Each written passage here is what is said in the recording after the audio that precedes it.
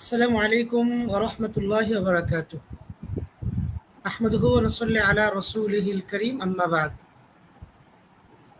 আমাদের আজকের গুরুত্বপূর্ণ সেশন আমরা এখনই শুরু করছি।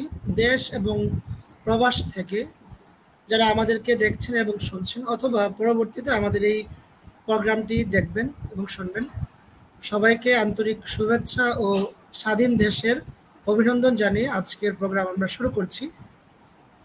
বর্তমান নতুন বাংলাদেশে অর্থনীতির বিভিন্ন সংকটের কথা আলোচনা হচ্ছে, বিভিন্ন সেক্টরের দুর্নীতির কথা আলোচনায় এসেছে, পত্রপত্রিকায় নিউজ আসছে, বিভিন্ন খাতের থলের বিড়াল বেরিয়ে আসছে।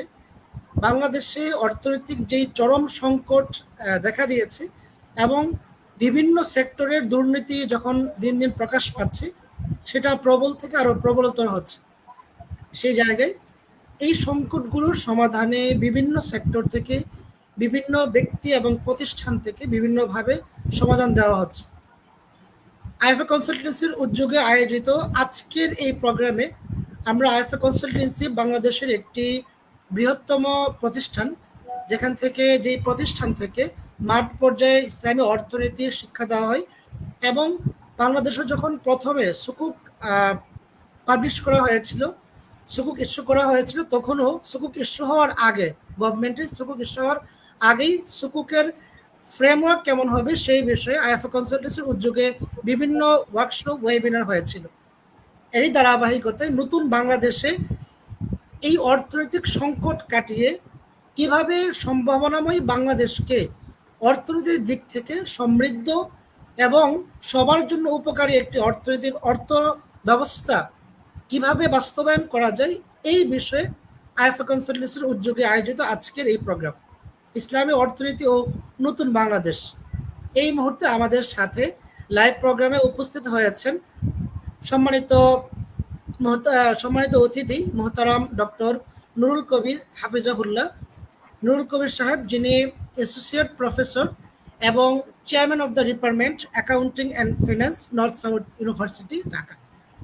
মোহতারাম যেহেতু দীর্ঘদিন যাবৎ অ্যাকাউন্টিং অ্যান্ড ফিন্যান্স বিভাগে কর্মরত আছেন এবং তিনি চেয়ারম্যান হিসাবে আছেন, বাংলাদেশের অর্থনৈতিক প্রেক্ষাপট, আর্থসামাজিক প্রেক্ষাপট, স্বাধীন বাংলাদেশের আগের যে অর্থনৈতিক বিভিন্ন সংকট, যেই সেক্টরগুলোতে দুর্নীতি হয়েছে এবং যে সংকটগুলো তৈরি হয়েছে সেগুলো কাটিয়ে ওঠার জন্য আমরা কি পদক্ষেপ নিতে পারি, এই বিষয়ে মোহতারামের কাছ থেকে আজকে জানবো আমরা। মোহতারাম, আসসালামু আলাইকুম, কেমন আছেন?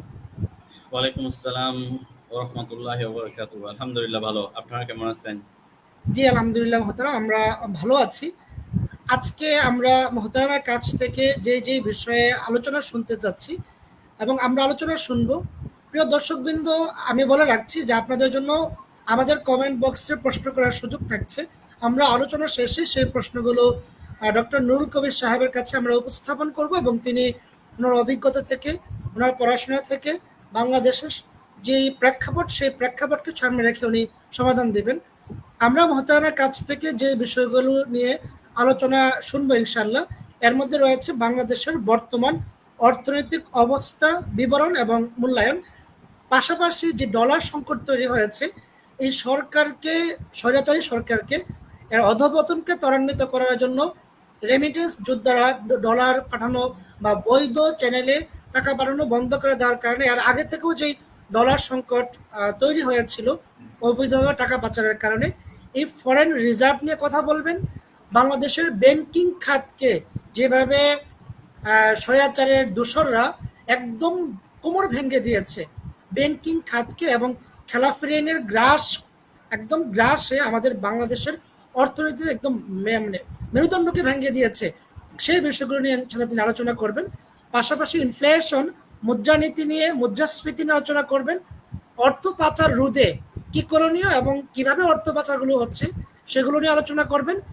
এবং বাংলাদেশের কাঁধে স্বৈরাচারী সরকার যেই বৈদেশিক ঋণ চাপিয়ে দিয়ে গিয়েছে মানুষের উপরে, বাংলাদেশের জনগণের উপরে, সেই বিষয়গুলো নিয়ে মোহতারাম আলোচনা করবেন ইনশাল্লাহ। যে যেখান থেকে আমাদের আজকের এই প্রোগ্রামটি দেখছেন, আমি আপনাদের কাছে সবিনয় অনুরোধ করব আমাদের এই প্রোগ্রামটা আপনি শেয়ার করে দিবেন। আমরা আশা করছি আমাদের আজকের এই প্রোগ্রাম থেকে দিক নির্দেশনামূলক আলোচনা আসবে, যেটি আগামীর বাংলাদেশ বিনির্মাণে আশা করি আমরা সহায়ক ভূমিকা রাখবে। এজন্য আপনাদের কাছে সবিনয় অনুরোধ, আপনারা আমাদের এই প্রোগ্রামটি আপনারা অবশ্যই শেয়ার করে দিবেন। জি মোহতারাম, আমি আপনার কাছে পুনরায় ফিরে আসছি। ডক্টর নুরুল কবির সাহেব, যিনি নর্থ সাউথ ইউনিভার্সিটির অ্যাকাউন্টিং এবং ফিনান্স ডিপার্টমেন্টের চেয়ারম্যান এবং অ্যাসোসিয়েট প্রফেসর। স্যার, আপনার বিষয়ে আলোচনা তুলে ধরার জন্য আমি অনুরোধ করব। জি স্যার। ধন্যবাদ, জাযাকাল্লাহ খায়র। প্রথমে আমি আন্তরিকভাবে ধন্যবাদ জানাই আইএফএ কনসালটেন্সি আমাকে ইনভাইট করার জন্য। আসলে আইএফএ কনসালটেন্সির সাথে আমাদের অনেক দিনেরই সম্পর্ক। আলহামদুলিল্লাহ, আমি নিজেও অনেকগুলো কোর্সে স্টুডেন্ট হিসেবে এনরোল ছিলাম। অনেক কিছু জানার সুযোগ হয়েছে এবং শেখার সুযোগ হয়েছে। এবং অনেক বছর ধরে আইএফএ কনসালটেন্সি ইসলামিক ফাইন্যান্সের জন্য বাংলাদেশে অনেক কাজ করে যাচ্ছে। আপনি যেটা বলছেন সুকুক নিয়ে, আমি সুকুক নিয়ে নিজেও একটা কোর্স করেছি আইএফএ কনসালটেন্সির সাথে। পাশাপাশি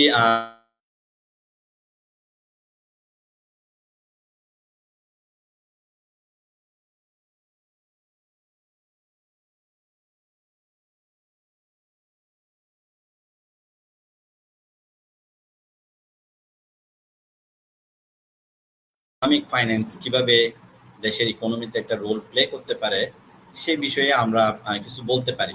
যেহেতু এখন নতুন বাংলাদেশ আপনি যেটা বলছেন, সো এই নতুন বাংলাদেশে একটা জিনিস আমরা পেয়েছি, সেটা হচ্ছে মন খুলে কথা বলার যে স্বাধীনতা। সেটা হচ্ছে আগেও আমাদের অনেক সময় ডিফিকাল্টিস ছিল, ইসলামিক ফাইন্যান্স নিয়ে অনেক সময় কথা বলতে গিয়ে আমাদের অনেক ডিফিকাল্টিস বিভিন্ন জায়গায় ফেস করতে হয়। বাট ইনশাআল্লাহ আমরা আশা করতেছি নতুন বাংলাদেশে আমরা সবাই মিলে ইসলামিক ফাইন্যান্স বা ইসলামিক ইকোনমিক সিস্টেমের যে ইস্যুগুলা আমাদের নীতি নির্ধারকদের কাছে পৌঁছে দেওয়া দরকার, আমরা এগুলা স্লোলি তাদের কাছে পৌঁছে দিতে পারবো। সো আমার আজকের টপিকে আমি জেনারেলি কথা বলবো, পাশাপাশি আমার নিজের এক্সপেরিয়েন্স, ইনসাইটস ইসলামিক ইকোনমি সম্পর্কে, বাংলাদেশ আমরা কিভাবে এটাকে ইমপ্লিমেন্ট করতে পারি নতুন বাংলাদেশে, বা আগের যে লাস্ট 15 ইয়ার্স যেটা বলতে গেলে আমাদের ইসলামিক ব্যাংকগুলা বা ইসলামিক ইকোনমিক সিস্টেমটাকে কিভাবে ইউজ করা হয়েছে টু ম্যানিপুলেট দ্য ইকোনমি, সেটা নিয়েও একটু কথা বলতে পারবো। সো আমার এজেন্ডাতে আমি একটু শেয়ার করতে পারি। আমার প্রথম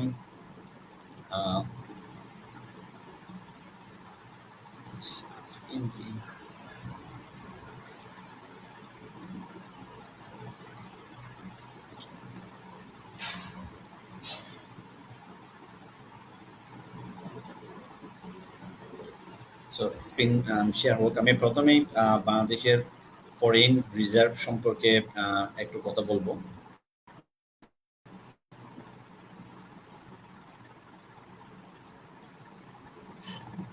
স্ক্রিন কি শেয়ার হলো?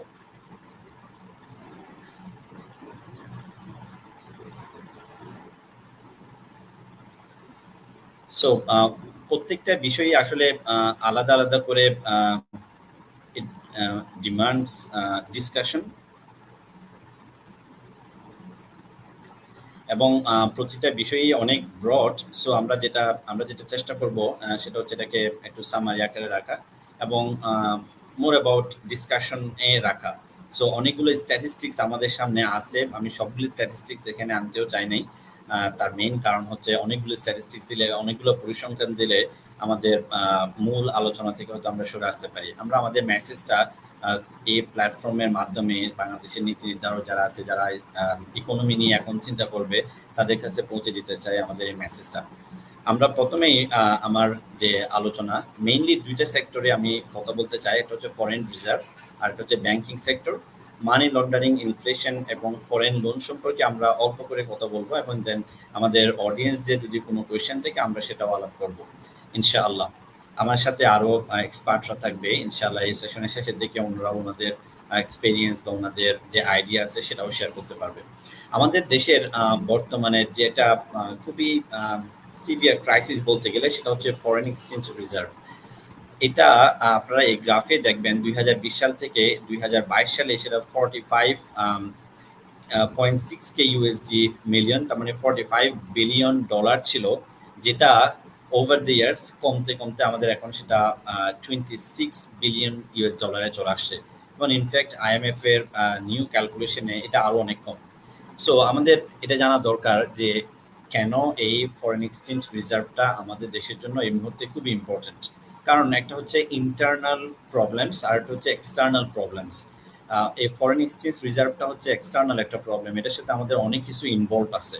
সেটাই আমরা একটু আমাদের অডিয়েন্সদের জন্য আমি একটু ইজি ওয়েতে বলার চেষ্টা করি কেন এই ফরেন এক্সচেঞ্জ রিজার্ভটা অনেক বেশি ইম্পর্টেন্ট। প্রথমত আপনারা জানবেন দেশের কারেন্সি এক্সচেঞ্জ রেট যেটা ডলার রেট, এটা খুবই ফ্লাকচুয়েট করতেছে এবং একসময় যেটা $1 এগেনস্টে 86 টাকা বা 88-90 টাকা ছিল, সেটা এখন কার্ভ মার্কেটে 125 চলে গেছে এবং অফিসিয়ালি 117 এক্সচেঞ্জ টাকাতে আছে। সো এই টাকার ডেপ্রিসিয়েশনটা, এটার ইম্প্যাক্টটা কি, এটার সাথে ফরেন এক্সচেঞ্জ রিজার্ভের যে খুবই গুরুত্বপূর্ণ একটা সম্পর্ক আছে, সেটা আমরা একটু এক্সপ্লেন করব। ইকোনমিক ক্রাইসিস, দেশের যে প্রবলেম, আমরা যে ফরেন এক্সচেঞ্জ রিজার্ভ যদি কমে যায় তাহলে আমাদের দেশের ইকোনমিক সিচুয়েশন যে খুবই খারাপ হতে পারে, সেটাও সেটার জন্য আমাদের ফরেন এক্সচেঞ্জ রিজার্ভটাও খুব ইম্পর্টেন্ট। ইম্পোর্টসের আমরা যে জিনিসগুলা, আমাদের দেশ হচ্ছে ইম্পোর্টস ওরিয়েন্টেড কান্ট্রি, আমরা এক্সপোর্টের চেয়ে ইম্পোর্ট করি বেশি। সো যতগুলো আমাদের ইম্পোর্টস হয়, এই সবগুলো ইম্পোর্টসের বেসিক্যালি পেমেন্টটা হয় হচ্ছে ডলারে। সো যার কারণে এই রিজার্ভটা যদি কমে যায় তাহলে হচ্ছে আমাদের ইম্পোর্ট করার অ্যাবিলিটিটা কমে যাবে। ইম্পোর্ট করার অ্যাবিলিটি যদি কমে যায় তাহলে হচ্ছে আমাদের নিত্য প্রয়োজনীয় যে অনেকগুলো জিনিস বাইরে থেকে আমাদেরকে কিনতে হয়, সেটা আমরা পাবো না, তখন দেশে একটা ক্রাইসিস ক্রিয়েট হবে। এবং এটা আমাদের ইনভেস্টর যারা মার্কেটে বা বিদেশ থেকে ফরেন ইনভেস্টর যারা আছে বা ডোমেস্টিক যারা ইনভেস্টর আছে, তাদের কাছেও এই জিনিসটা খুবই ইম্পর্টেন্ট যে একটা দেশের কারেন্সি রিজার্ভ কেমন। সো এটা সোর্সটা দেখি, মানে আমাদের এই রিজার্ভটা আসে কিভাবে। আমরা যখন এক্সপোর্ট করি, সো যে কোনো জিনিস, ফর এক্সাম্পল গার্মেন্টস বা এই ক্লদিংগুলো আমরা যদি এক্সপোর্ট করি, আমাদের যারা ইম্পোর্টার তারা যে ওয়েতে পেমেন্টটা করে সেটা হচ্ছে ডলারে পেমেন্টটা করে। সেটা বাংলাদেশ ব্যাংকে আছে, it is one of the ways যে আমরা ডলারটা পাই। এবং আমাদের যারা সারা পৃথিবী জুড়ে যে রেমিটেন্স যোদ্ধা যাদেরকে আমরা বলি, যারা বিশ্বের বিভিন্ন দেশে কাজ করতেছে, বিশেষ করে মিডল ইস্টে, তারা যে নিয়মিত দেশে যে টাকা পাঠাই সেটাকেও আমরা বলতেছি রেমিটেন্স। এটাও একটা আমাদের ফরেন রিজার্ভ বাড়ার জন্য একটা সোর্স। আপনারা দেখবেন গত কয়েকদিন আগে যখন সরকার ইন্টারনেট শাটডাউন করে দিছিল, তখন একটা মিনিস্টার খুব রিকোয়েস্ট করছে যে আপনারা রেমিটেন্স পাঠান। তার কারণ হচ্ছে এই রেমিটেন্স যখন পাঠানো বন্ধ করে দিচ্ছে, তখন হচ্ছে আমাদের রিজার্ভটা সিগনিফিকেন্টলি ডিক্লাইন করছে। এটা ওনাদের একটা কনসার্ন ছিল, যদি ফরেন এক্সচেঞ্জ ফরেন রিজার্ভ যদি খুবই ফল করে তাহলে দেশের ইকোনমিতে অনেক বেশি খারাপ অবস্থা হবে। এই জন্য ওনারা একেবারে হাত জোর করে সবাইকে ভিক্ষা চাইছে যে আপনারা দেশে টাকা পাঠান, রেমিটেন্স পাঠান, কারণ রেমিটেন্স পাঠালে ইকোনমিটা সার্ভাইভ করবে। বাট আমাদের রেমিটেন্স যোদ্ধারা ওই সময় ডিক্লাইন করছে তাদের রিকোয়েস্টটা। আরেকটা হচ্ছে ফরেন ডিরেক্ট ইনভেস্টমেন্ট, এফডিআই যেটা আমরা বলি, দেশের বিভিন্ন দেশ থেকে যে সমস্ত ইনভেস্টর আমাদের দেশে ইনভেস্ট করে তারা ডলার দিয়ে নিয়ে আসে। সো তাদের পেমেন্টটা বা তাদের এখানে যেটা আসে সেটা হচ্ছে ডলারে হয়। আরও বিভিন্ন লোন যেগুলো আমরা আইএমএফ থেকে পাই, আর বিভিন্ন ধরনের এইড যেগুলো আমরা এনজিওগুলোতে পাই, এগুলো সব ডলারে আসে। So source of foreign reserves হচ্ছে এই কয়েকটা, এগুলোর মাধ্যমে ডলার আসে। আর ডলার চলে যায় কিভাবে সেটা একটু বলি। যেমন ইম্পোর্ট, যেটা একটু আগে বললাম, ইম্পোর্ট করলে আমাদের সব পেমেন্ট, অলমোস্ট সব পেমেন্ট হয় হচ্ছে ডলারে। তাহলে আমার যদি ডলার আসে $100, কিন্তু আমার যদি দিতে হয় $120, তার মানে হচ্ছে আমি -$20 আছি, মানে আমার রিজার্ভে অত টাকা নেই কেনার জন্য। ডেট সার্ভিসিং, আমরা যে আমাদের একটু আগে মুফতি মঞ্জুরুল হাসান যেটা বলল যে আমাদের ঘাড়ের উপর অনেক ফরেন লোন এখন চলে আসছে, তাহলে এই লোনগুলো আগামী বছর থেকে বা আগামী 2-3 বছর পর থেকে আমাদের এই লোনগুলো রিটার্ন করতে হবে। এই লোন রিপেমেন্টটাও হবে হচ্ছে ডলারে। সো আমার যদি ডলার না থাকে তাহলে ইনফ্যাক্ট আমি এই ডেটটা দিতে পারবো না, এবং ডেট যদি আমি দিতে না পারি তাহলে country as a whole will be default. তখন কান্ট্রির রেটিংগুলো হবে খুবই লো। এবং আমরা যখন কোনো লোন ফেল করব, ব্যাংক ফেল করলে যেমন ব্যাংক ডিফল্ট হয়, সো কান্ট্রি যখন কোনো পেমেন্ট দিতে পারবে না তখন কান্ট্রি নিজে একটা ডিফল্ট কন্ডিশনে চলে যাবে, যেটা কিছুদিন আগে শ্রীলঙ্কাতে বা অন্য কয়েকটা দেশেও হলো। কারেন্সি স্ট্যাবিলাইজেশনের জন্য আমাদের এই ফরেন রিজার্ভটাকে ইউজ করতে হয়, আর ইকোনমিক স্ট্যাবিলিটি ও সেট করার জন্য আমাদের এই ফরেন রিজার্ভটা দরকার হয়। তাহলে কোয়েশ্চেন হচ্ছে এই রিজার্ভের গ্যাপটা কিভাবে অ্যাড্রেস করা যায় বা এটার চ্যালেঞ্জটা আসলে কোথায়। সো ট্রেড ডেফিসিট যেটা আমরা বলছি সেটা হচ্ছে যদি ইম্পোর্ট অনেক বেশি হয় এবং এক্সপোর্ট যদি কম হয়ে থাকে তাহলে এখানে এটা খুবই ডিফিকাল্ট বাংলাদেশ ব্যাংকের জন্য একটা ফরেন রিজার্ভটাকে মেনটেন করা। কারেন্সি ডেপ্রিসিয়েশন, যেটা আমি একটু আগে বললাম, ডলার যখন অনেক টাকা যখন অনেক বেশি ডেপ্রিসিয়েট করে, মানে $1 এগেনস্টে আগে আমার সরি $1 এগেনস্টে আগে আমাকে দিতে হতে হচ্ছে 86 টাকা।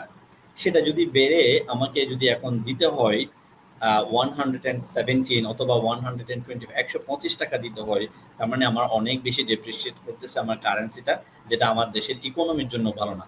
এরপর global economic condition, remittance fluctuation যখন হয়, তখন হচ্ছে আমাদের এই ফরেন রিজার্ভটা খুবই ডিফিকাল্ট একটা কন্ডিশনের মধ্যে পড়ে যায়।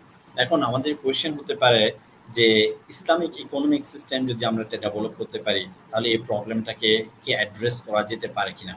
আমরা যদি মূল প্রবলেমগুলো দেখি, কেন আমাদের এই ফ্লাকচুয়েশনটা বা কেন এই ফরেন রিজার্ভটা অতিরিক্ত হয়ে আমাদের ডেফিসিটটা অতিরিক্ত হয়ে গেল, তার একটা মেইন কারণ হবে হচ্ছে একটু আগে যেটা বললাম, সেটা হচ্ছে ডেট সার্ভিসিং, আমাদের নেক্সট অথবা ইম্পোর্ট পেমেন্টস। এই ডেট সার্ভিসিং আমরা যখন ফরেন লোন নিই and that comes with interest, এটা একটা আসে হচ্ছে ইন্টারেস্টের মাধ্যমে। এবং এই ডেট জিনিসটা এটা ইকোনমিতে প্রয়োজন, বাট কতটুকু প্রয়োজন সেটা আমরা কখনোই অ্যাকুরেটলি ডিসাইড করি না, যার কারণে আমরা অতিরিক্ত লোন নিই এবং এই অতিরিক্ত লোনের ইন্টারেস্টটাকে যখন আমাদেরকে মানে রিটার্ন করতে হয়, then we have a problem of with this foreign reserve. Import payments সেটাও আমরা দিতে পারতেছি না, that's because we don't have enough foreign reserve. So আমরা এখানে এটা আলাপ করতে পারি অবশ্যই আমাদের এক্সপার্টদের সাথে এবং আমি নিজেও, সেটা হচ্ছে ইসলামিক ইকোনমিক সিস্টেমে আমরা কিভাবে এই ফরেন রিজার্ভটাকে আরও, যেমন বৈধ পথে টাকা পাঠানো, এটা হচ্ছে শারিয়া রুলিংস। সো একটা দেশের ইসলামিক ইকোনমিক সিস্টেম না, একটা ইসলামিক সিস্টেম থাকলেই সেখানে আমরা সবাইকে এনকারেজ করতে পারি যে আপনারা বৈধ পথে টাকা পাঠান, যেটা গভর্নমেন্ট রেগুলেটেড। তাহলে রেমিটেন্স ফ্লো যদি ভালো হয়, রেমিটেন্স যদি আসে দেশে, তাহলে সেটা is one of the ways to increase the foreign reserve.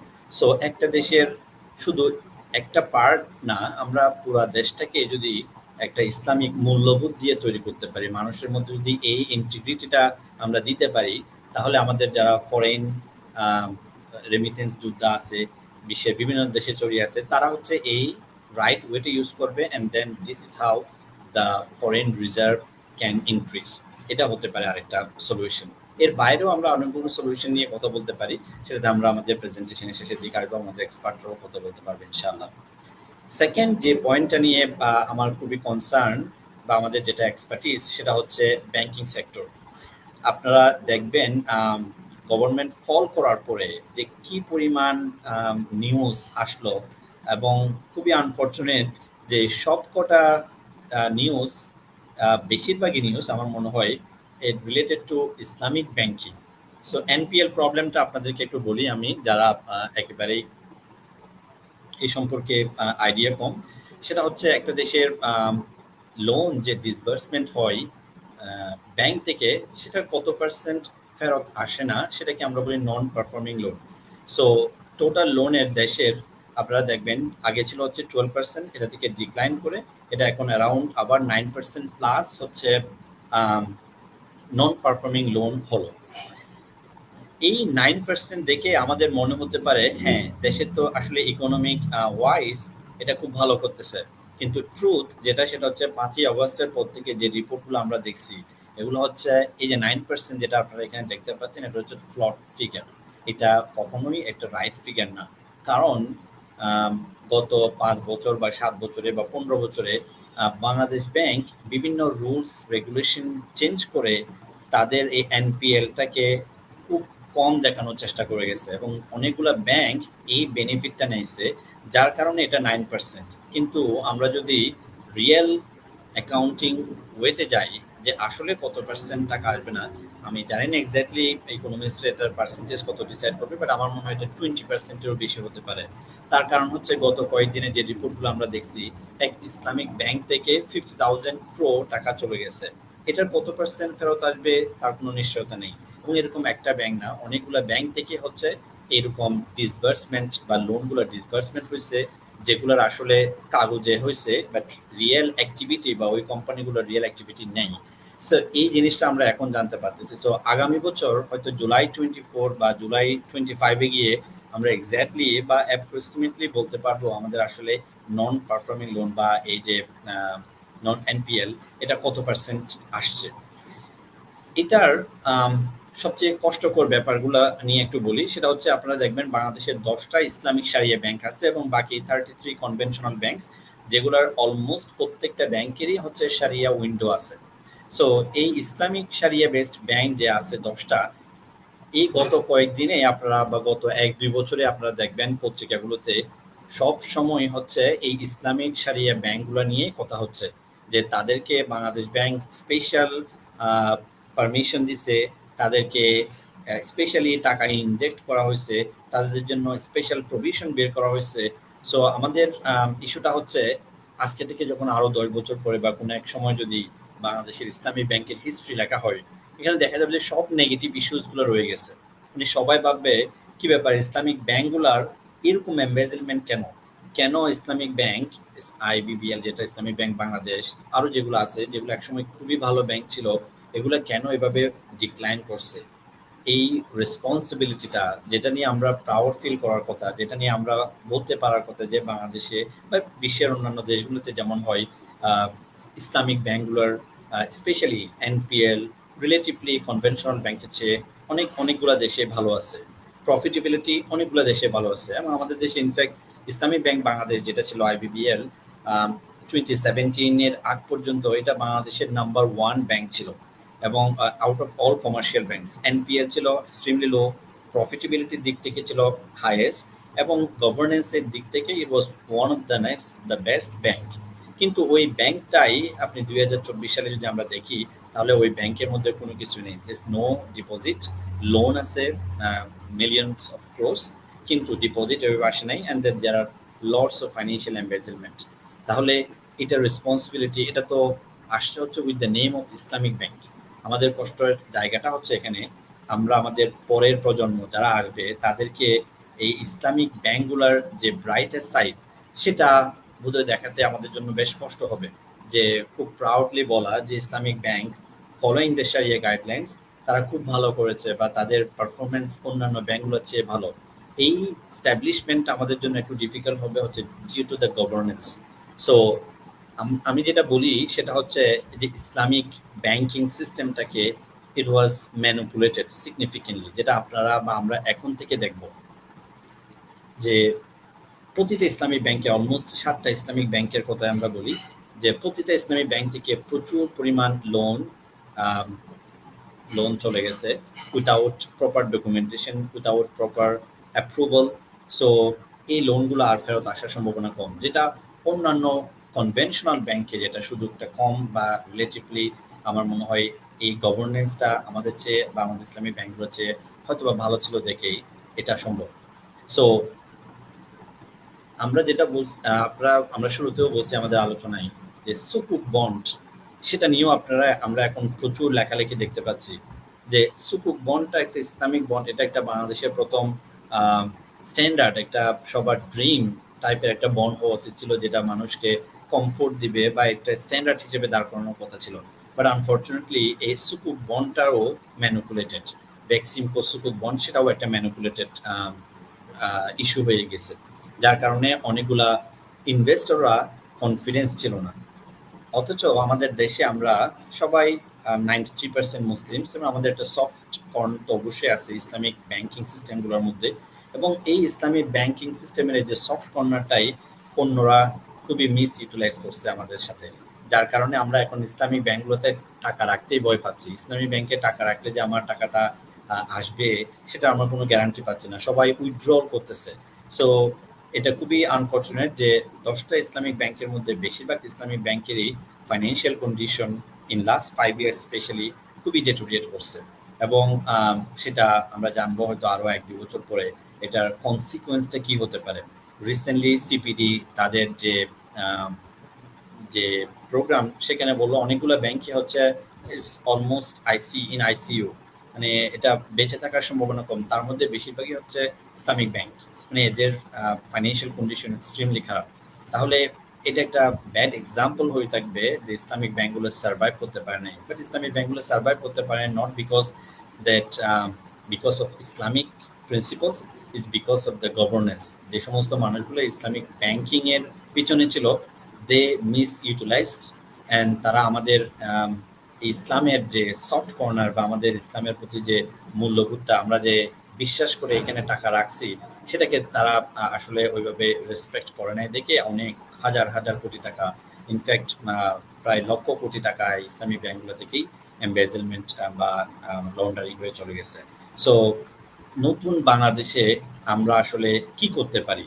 আমাদের যারা যারা নীতি নির্ধারক থাকবে, যারা এখন ব্যাংকিং সেক্টরগুলো দেখবে, দেশের ইকোনমিক সেক্টরগুলো দেখবে, আমাদের মেসেজটাও এখানে ক্লিয়ার হতে হবে যে ইসলামিক ব্যাংকিং শুধু নামে না, ইসলামিক ব্যাংকিং এর যে প্রিন্সিপালগুলো, যে আদল, যে জাস্টিস নিয়ে যে আমরা কথা বলি, ওটা কিভাবে এস্টাবলিশ করা যায়, ওটা যদি আমরা এস্টাবলিশ করতে পারি তাহলে আমি মোটামুটি ইনশাআল্লাহ এটুকু বিশ্বাস রাখি যে it will perform better than any other banks. এবং এটাও একটা বেঞ্চমার্ক হয়ে থাকবে নতুন প্রজন্মের জন্য যে ইসলামিক ব্যাংকগুলো ইসলামিক প্রিন্সিপাল ফলো করে যে গাইডলাইন আছে ওটার ভিতর থেকে সারিয়া প্রোডাক্ট, ইনোভেটিভ সারিয়া প্রোডাক্ট দিয়ে অ্যান্ড দে স্টুড আউট। দেশের ইকোনমিতে এটা হবে একটা বড় ধরনের কন্ট্রিবিউশন, যেখানে অন্য কোনো সেক্টর চেয়ে আমার বিশ্বাস যে ইসলামিক ব্যাংকিং সিস্টেম বা ইসলামিক ব্যাংকগুলো অনেক বেশি কন্ট্রিবিউট করতে পারবে। কারণ হচ্ছে ইন জেনারেল আমরা সবাই হচ্ছে সারিয়া বেসড ব্যাংকিং সিস্টেমটাকে প্রেফার করি, কিন্তু মানুষের মধ্যে এখনো পর্যন্ত ওই বিশ্বাসটা আমরা এখনো এস্টাবলিশ করতে পারি নাই যেটা is following the guidelines of Sharia, যার কারণে মানুষের মধ্যে দ্বিধাদ্বন্দ্ব এখনো কাজ করে।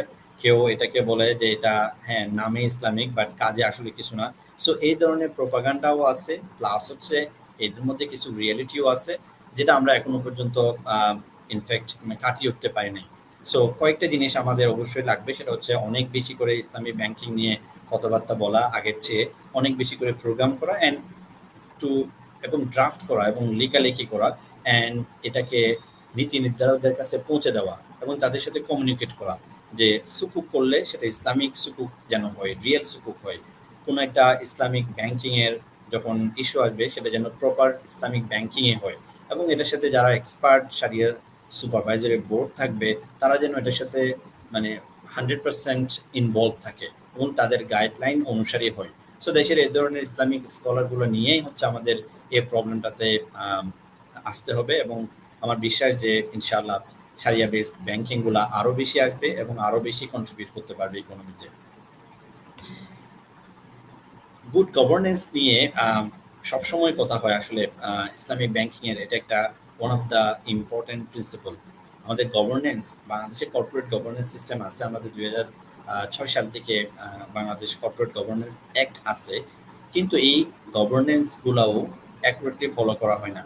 কিন্তু ইসলামিক ব্যাংকিং যদি আমরা বা ইসলামিক সারিয়ার যে প্রিন্সিপালসগুলো আছে ওগুলাই যদি শুধু আমরা ফলো করতে পারি তাহলে এই গুড গভর্নেন্সটা অটোমেটিক্যালি এস্টাবলিশড হবে, এবং ইসলামিক ব্যাংকিংগুলো আমার কাছে মনে হয় যে আমরা সিগনিফিকেন্টলি কন্ট্রিবিউট করতে পারবো ইকোনমিতে।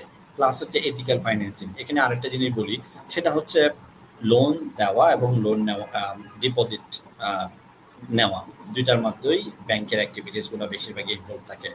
এই লোন দেওয়ার ক্ষেত্রে যদি আমরা এথিক্যাল ফাইন্যান্সিংটাকে যদি ফলো করতে পারি, যেই সমস্ত প্রজেক্টগুলো অনেক বেশি সারিয়া কোস্ট এবং রিটার্ন ভালো দিবে এবং it's ethical for the society, সোসাইটির জন্য যে জিনিসগুলো ভালো হবে, ওই প্রজেক্টগুলোতে ফাইন্যান্সিং করলে ওভারঅল সোশ্যাল ওয়েলবিংটা বাড়বে। এখানে আরও একটা জিনিস বলি, সেটা হচ্ছে ইসলামিক ব্যাংকিং এটা একটা just not a copy of this conventional banking. যদি আমরা এইভাবে চিন্তা করি, আমাদের অবজেক্টিভটা ব্রডার, আমরা হচ্ছে সোসাইটিতে একটা জাস্টিস স্ট্যাবলিশ করতে চাই। আমাদের ইসলামিক ব্যাংকিংয়ের উদ্দেশ্য হচ্ছে এটা আনজাস্ট যেন না হয়ে যায়। সুদ যেভাবে পুরো ইকোনমিটাকে বা পুরো একটা সোসাইটিকে, একটা পরিবারকে ধ্বংস করে দিতে পারে, ওখান থেকে বের হয়ে এসে ইসলামিক ব্যাংকিংয়ের কাজই হচ্ছে জাস্টিসটা প্রিভেল করা, সবাই রিস্ক শেয়ারিং হতে পারে, সবার মধ্যে যেন ইকুইটিটা আসতে পারে। এটা আমরা এটার জন্যই কিন্তু সবাই যুদ্ধ করছি যে বৈষম্য দেখা যাবে না, ইকুইটি থাকতে হবে সবার মধ্যে। সো ইসলামী ব্যাংকের one of the core principle হচ্ছে to establish the equity in the society. কেউ সুদ নিয়ে নিয়ে নিয়ে বড় লোক হবে আর অন্যরা সুদ দিতে দিতে পুয়ার হয়ে যাবে, তারা এটাকে নেভিগেট করতে পারবে না, এটা না। ইসলামিক ফাইন্যান্সের মূল কোর ব্যাংকিং এর মধ্যে বা ইসলামিক ইকোনমিক সিস্টেমের মধ্যে হচ্ছে ইকুইটি এস্টাবলিশ করা, রিস্ক শেয়ার করা, নিজেদের মধ্যে প্রফিট শেয়ার করা, ডিস্ট্রিবিউট করা, এটা একটা ইম্পর্টেন্ট প্রিন্সিপাল যেটা আমাদের সবার সামনে আনতে হবে। সো ইসলামিক ফাইন্যান্সের যেহেতু আমাদের ব্যাংকিং গুলা নিয়ে আমরা বেশি কথা বলি, ইসলামিক ব্যাংকিং এর একটা সিগনিফিক্যান্ট কন্ট্রিবিউশন আছে ইকোনমিতে কম্পেয়ার টু সুকুক। সুকুক ছোট একটা পোর্শন এখনো পর্যন্ত, বাট বেশিরভাগই আমরা যে ডিসকাশন গুলো করি সেটা ইসলামিক ব্যাংকিং গুলো ডিসকাশন করি, অথবা এনবিএফআই এর মধ্যে যে ইসলামিক শারিয়া বেসড ফাইন্যান্সিং গুলো আছে ওগুলো নিয়ে কথা বলতেছি। যার কারণে এটা সবার কাছে পৌঁছে দেওয়া দরকার, যেটা জাস্ট প্রফিট নেওয়ার জন্য বা শুধুমাত্র কপি করার জন্য অন্য ব্যাংকে 10% দিচ্ছে সুতরাং ইসলামী ব্যাংকেও 10% দিতে হবে বা 9% দিতে হবে, ওই কনসেপ্ট থেকে বের হয়ে ইসলামিক প্রিন্সিপালের মধ্যে কি পরিমাণ প্রফিট এবং লস শেয়ারিং রেশিও হবে ওটা মানুষের কাছে আসলে যদি প্রচার করা না যায়, তাহলে ইসলামিক ব্যাংকিং এর মূল অবজেক্টিভটা সবসময় অ্যাবসেন্ট থাকে, যেটা আমরা এতদিন পারি নাই, কারণ আমাদের গভর্নেন্স বা আমাদের বলার বা আমাদের করার সুযোগ ছিল খুব কম। সো এই সারিয়া বেসড ফাইন্যান্সিংটার জন্য আমার মনে হয় আমাদের আর অনেক বেশি কাজ করতে হবে, এবং নীতি এবং ম্যাস পিপলের কাছেও পৌঁছাতে হবে যে আমরা আসলে কি চাই, আমাদের ইসলামিক ব্যাংকিংটা আসলে সোসাইটিতে কি কোন জায়গায় কন্ট্রিবিউট করতে চাই। এটা কি শুধুমাত্র লোন নেওয়া আর দেওয়ার মধ্যে কি সীমাবদ্ধ, নাকি এটা ওভারঅল সোশ্যাল ওয়েলবিং যেটা বলে যে সব মিলে ভালো থাকা ওখানে কন্ট্রিবিউট করবে। সো ওই জিনিসটাও মানুষের কাছে পৌঁছানো দরকার, এবং সেটা ইনশাল্লাহ আমার মনে হয় এখন আমাদের স্কোপটা অনেক বেশি, সেখানে আমরা আরো অনেক বেশি করে কাজ করতে পারবো বলে আমার বিশ্বাস। এখানে আরো একটা জিনিস বলি, এই ইসলামিক ব্যাংকিং সিস্টেমটা আমাদের ইউনিভার্সিটিগুলোতে বা স্কুল কলেজ এখনো পর্যন্ত ওইভাবে পড়ানোর সুযোগ হয় না, যার কারণে স্টুডেন্টরা বা নতুন যারা কাজ করে তারা হয়তো প্র্যাকটিক্যালি গিয়ে দেখে, বাট তাদের আগে থেকে কোনো ওরিয়েন্টেশন থাকে না, যার কারণে এটার প্রসপেক্ট সম্পর্কেও মানুষের মধ্যে ওরকম কোনো আইডিয়া নেই। আমাদের প্রপোজাল হচ্ছে বা আমাদের অবশ্যই বিভিন্ন অর্গানাইজেশন ইসলামিক ব্যাংকিংগুলো নিয়ে কথা বলবে, ইসলামিক ফাইন্যান্সের কোর্স বা এগুলো নিয়ে কথা বলবে, but at the same time university লেভেলেও আরো ম্যাথস আকারে ইসলামিক ব্যাংকিং, ইসলামিক ফাইন্যান্স বা এই সমস্ত জিনিসগুলো নিয়ে আরো অনেক বেশি কথা বলা দরকার, কোর্স আসা দরকার, সার্টিফিকেট কোর্স হোক বা আরো বিভিন্নভাবে এটা স্টুডেন্টদের মধ্যেও দেওয়া দরকার। তাহলে হচ্ছে এটার প্রিন্সিপালটা, এটার অবজেক্টিভটা এস্টাবলিশ হবে। শুধুমাত্র ব্যাংকে গিয়ে কাজ করে এটার অবজেক্টিভটা এস্টাবলিশ করাটা ডিফিকাল্ট হবে। সো নতুন বাংলাদেশে আমার খুব প্রত্যাশা বা আমার খুব ইচ্ছা যে আমরা সবাই মিলে ইসলামিক ব্যাংকিং সিস্টেম যেটা অলরেডি আছে, একটা স্ট্রাকচার আছে, এটাকে রিফর্ম করা, এটার মধ্যে গুড গভর্নেন্সটাকে এস্টাবলিশ করা, এবং যারা নীতি নির্ধারক আছে তাদের সাথে বসে যে এটার ট্রু ভ্যালিউটাকে প্রকাশ করা, ট্রু ভ্যালিউটা নিয়ে আসা, যে এটা is not just a copy paste of conventional banking, এটার যে আরো ব্রডার অবজেক্টিভগুলো আছে সেগুলোর জন্য আমাদের সবার কাজ করা। তাহলে ইনশাআল্লাহ দেশের ইকোনমিতে আমি বিশ্বাস করি যে ইসলামিক ব্যাংকিং একটা সিগনিফিক্যান্ট রোল প্লে করতে পারবে ইন 5 years টাইম। অন্য যে ইস্যুগুলো আছে এগুলো নিয়ে আমি অল্প করে কথা বলি, সেটা হচ্ছে মানি লন্ডারিং। এটা একটা ইম্পর্টেন্ট ইস্যু।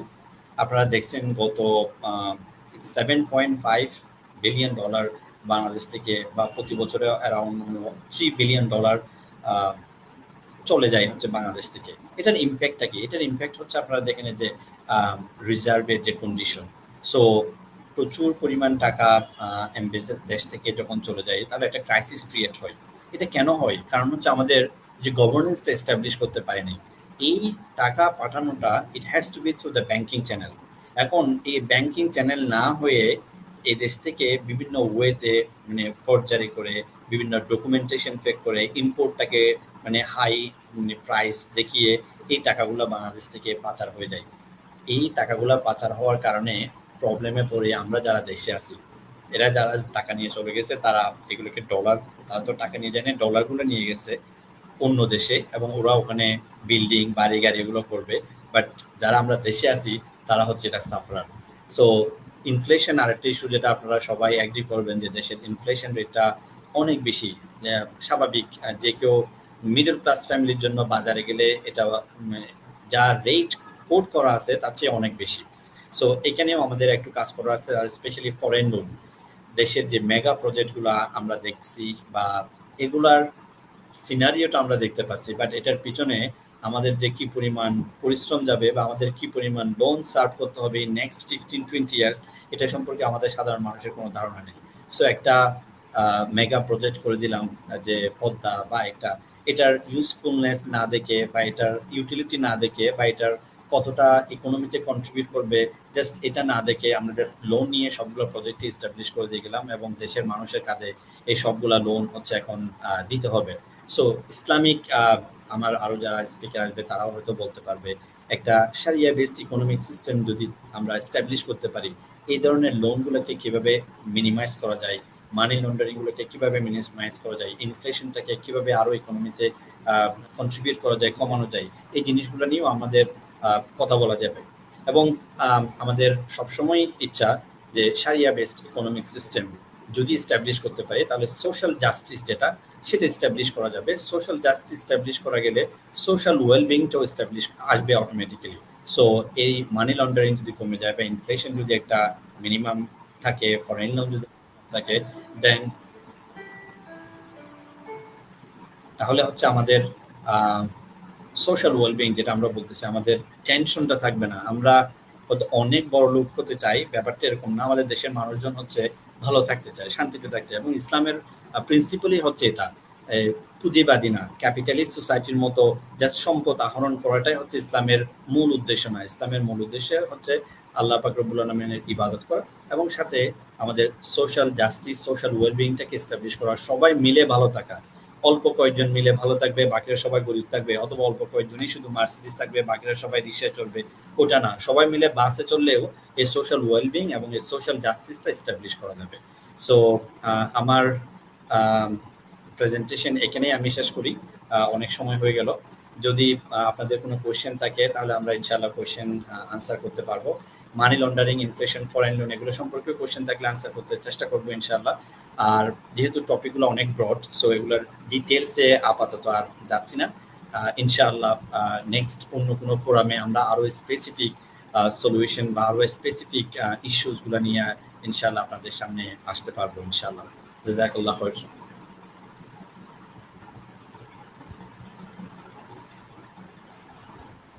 শুক্রিয়া জাযাকুমুল্লাহ ডক্টর নুরুল কবির সাহেবকে অত্যন্ত চমৎকারভাবে স্লাইডের মাধ্যমে বাংলাদেশের যে বর্তমান অর্থনৈতিক পরিস্থিতি এবং যেই টপিকগুলো আমরা আপনার কাছ থেকে আলোচনা শুনতে চেয়েছিলাম, অত্যন্ত চমৎকারভাবে পুর কথাগুলো আপনি আমাদের সামনে তুলে ধরেছেন এবং দর্শকদের সামনে তুলে ধরেছেন। এজন্য আমরা আপনাকে আপনার কৃতজ্ঞতা জ্ঞাপন করছি এবং আপনার মূল্যবান সময় থেকে সময় দেওয়ার জন্য আমরা কৃতজ্ঞতা জ্ঞাপন করছি।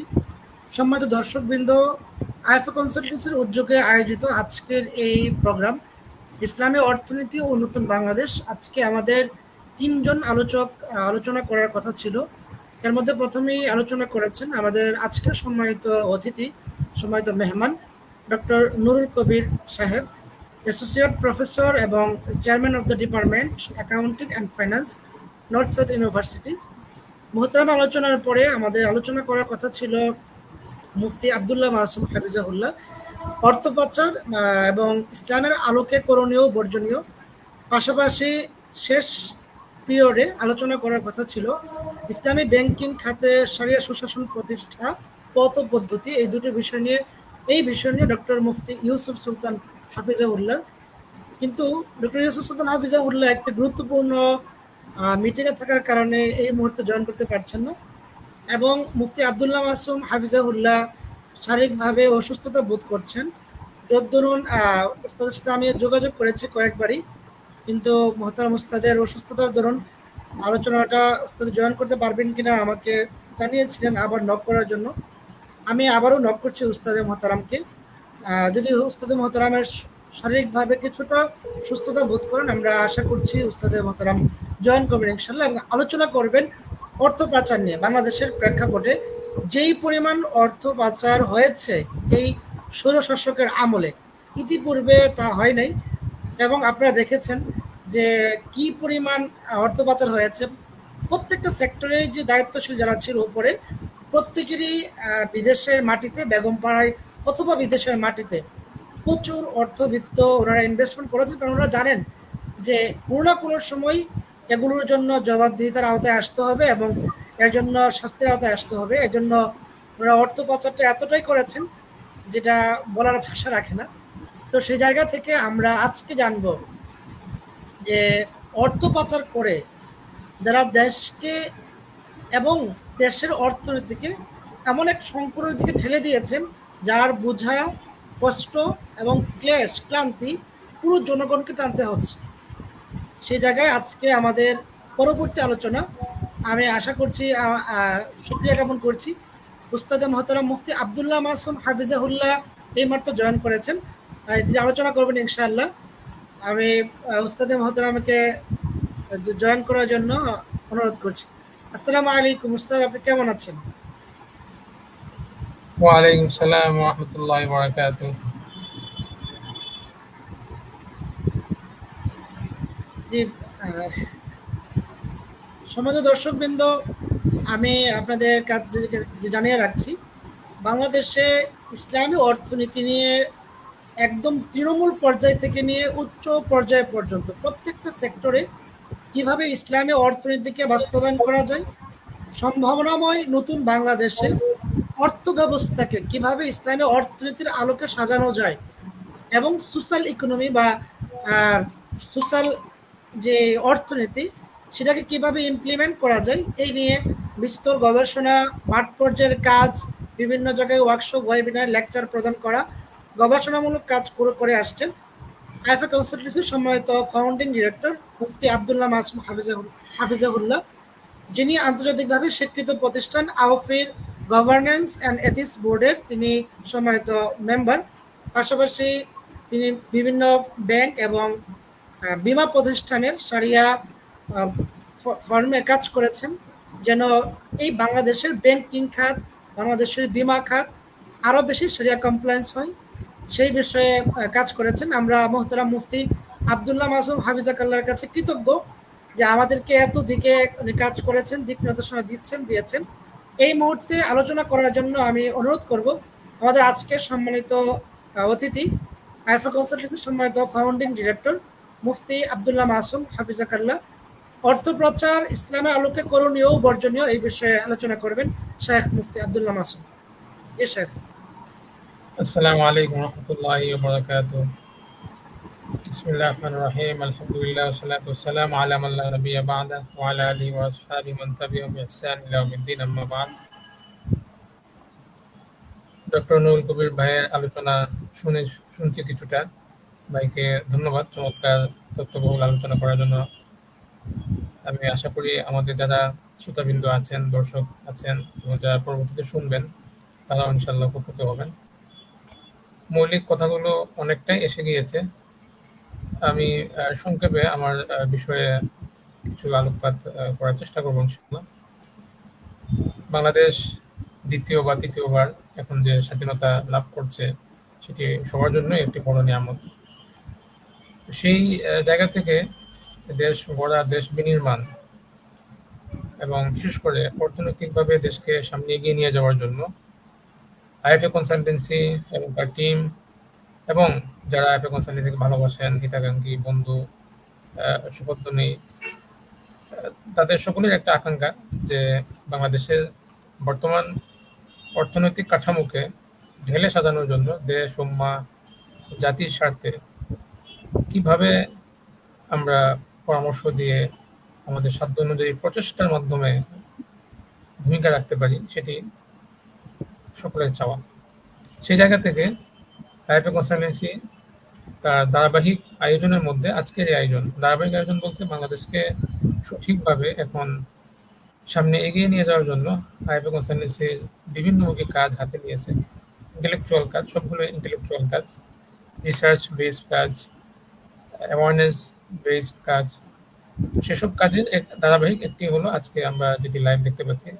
আমরা জানিয়ে রাখি যে আমাদের ইতিমধ্যে আইএফএ কনসালটেন্সির যারা পরিচালনা পর্ষদে আছেন তারা এবং আরো কিছু ভাইয়ের উদ্যোগে আমরা ইতিমধ্যে একটি রিসার্চ প্ল্যাটফর্ম তৈরি করেছি স্বতন্ত্রভাবে। সেখানে আলহামদুলিল্লাহ বাংলাদেশকে এগিয়ে নিয়ে যাওয়ার জন্য অর্থনীতি এবং অন্যান্য বিষয়ে কত ধরনের রিসার্চ এবং গবেষণা করা যায় সেই গবেষণাগুলো আমরা ইতিমধ্যে আমাদের রিসার্চ টিমে যারা আছেন তারা করে যাচ্ছেন। উল্লেখযোগ্য কয়েকটি শিরোনাম বলা যায়, এর মধ্যে একটি হলো আমাদের দেশে ওয়াকফ একটি গুরুত্বপূর্ণ অংশ এবং যুগ যুগ ধরে অবহেলিত। অর্থনীতিকে এগিয়ে নিয়ে যাওয়ার জন্য ওয়াকফের ভূমিকা অনেক বেশি গুরুত্বপূর্ণ। ইতিহাসে ইসলামী রাষ্ট্র ব্যবস্থাগুলো যেভাবে অগ্রসর হয়েছিল এবং সেখানে করের বোঝা লাঘব হওয়ার পেছনে যেসব ইকোনমিক্স টুলস কাজ করেছিল এর মধ্যে ওয়াকাফ ছিল ঐতিহাসিকভাবে একটি গুরুত্বপূর্ণ টুল। আর সেটি অনেক অবহেলিত। তো সেই বিষয়ে আমরা কি করতে পারি, এই বিষয়ে আমাদের একটি টিম কাজ করছে এবং সুনির্দিষ্ট কিছু প্রস্তাবনা আমরা যারা নীতি নির্ধারণী আছেন তাদের কাছে পৌঁছে দেওয়ার কাজ করে যাচ্ছি। এরকম আরও আছে আপনার ফিসক্যাল পলিসিতে জাকাতকে কীভাবে অন্তর্ভুক্ত করা যায়, পাশাপাশি আমাদের জাকাত এবং অন্যান্য দানের মাধ্যমে যেসব কমি মাদ্রাসা পরিচালিত হয় তারা যেন এর কারণে ক্ষতিগ্রস্ত না হয়, এই দুটোকে ব্যালেন্স করে একটি অর্থনৈতিক পরামর্শ কি দেওয়া যায় সেটি নিয়ে আমাদের টিম কাজ করছে। পাশাপাশি কিভাবে আমাদের দেশের সবগুলো অর্থনৈতিক প্রতিষ্ঠানে including Islamic banks, mutual bank, asset management, টাকা পুল সবগুলোতে শারিয়া গভর্নেন্সকে কতটা সুদৃঢ় করা যায়। আমরা জানি যে আমাদের বাংলাদেশে ইসলামী ব্যাংকিং সেক্টরের প্রায় 30% হলো মানে পুরো ব্যাংকিং সেক্টর ইসলামী ব্যাংকিংয়ের কন্ট্রিবিউশন 30% প্লাস। বেশ উল্লেখযোগ্য একটি সেক্টর বাংলাদেশে। তাকাফুল হলো পুরো বাংলাদেশে ইসলামী ইন্স্যুরেন্স পুরো ইন্স্যুরেন্স সেক্টরে তাকাফুলের অবদান 17-15%।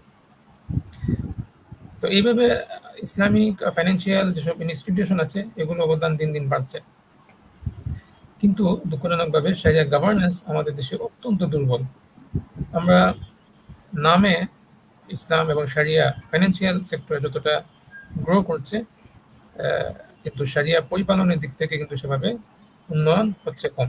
এই ক্ষেত্রে শারিয়া গভর্নেন্সকে কতটা সুদৃঢ় করা যায়, শারিয়া পরিপালনের যে শাসন ব্যবস্থা সেটিকে কতটা স্বাধীন, নিরপেক্ষ, সততা, নিষ্ঠার সাথে পরিপালনের জায়গাটি নিশ্চিত করা যায়, আমাদের টিম কাজ করছে। আমাদের সুনির্দিষ্ট বেশ কিছু প্রস্তাবনা আছে। আমরা যেহেতু আমাদের বাস্তব কিছু অভিজ্ঞতাও আছে বিভিন্ন শারিয়া বোর্ডে কাজ করার সুবাদে, এই জায়গাতে আমাদের কিছু প্রস্তাবনা আছে। আরেকটা বিষয় বলি, তারপর মূল আলোচনা যাচ্ছি। বাংলাদেশের সবচেয়ে ইসলাম ফাইন্যান্সিয়াল ইনস্টিটিউশন বলেন বা ইসলাম ফাইন্যান্সিয়াল যেসব অ্যাক্টিভিটিস আছে এর মধ্যে সবচেয়ে অবহেলিত শারিয়া দিক থেকে, শারিয়া গভর্নেন্সের দিক থেকে সবচেয়ে অবহেলিত, সবচেয়ে অযত্নের শিকার হয়েছে 2 যুগ যাবৎ ইসলামী ইন্স্যুরেন্স সেক্টর। অত্যন্ত ভয়াবহ অবস্থা সেখানে। আমি আজকেও আমার একটি সেশন ছিল একটি ইসলামী লাইফ ইন্স্যুরেন্স একটি কোম্পানিতে, আমি সেখানেও বলেছি যে অত্যন্ত ভয়াবহ অবস্থা। এই জায়গাতে গত 2 যুগ যাবৎ আমাদের দেশের কেউ সেভাবে আসলে উল্লেখযোগ্য কোন কাজ করেছেন দৃশ্যমান নয়। আমাদের আগে আমাদের যারা প্রভূষী ওলামায়ে কেরাম ছিলেন তারা করেছেন। মরহুম খতিব সাহেব রাহিমাহুল্লাহ উনি নিজ উদ্যোগে বেশ কিছু কাজ শুরু করেছিলেন, কিন্তু আমার ধারণা উনি ওনার কাজকে এগিয়ে নিয়ে যাওয়ার জন্য সেভাবে সমর্থন সহযোগিতা সেভাবে হয়তো উনি পাননি। তো এরপর আরো অনেকে করেছেন। ইসলামী ইকোনমিক্স ব্যুরো ছিল এক সময়, তারা অনেক কাজ করেছিলেন। আব্দুর রহিম রাহিমাহুল্লাহ উনি অনেক কাজ করেছেন। কিন্তু আমরা যেটা দেখতে পাচ্ছি যে গত বেশ 1.5 যুগ যাবৎ এই অঙ্গনটি অনেক অবহেলিত।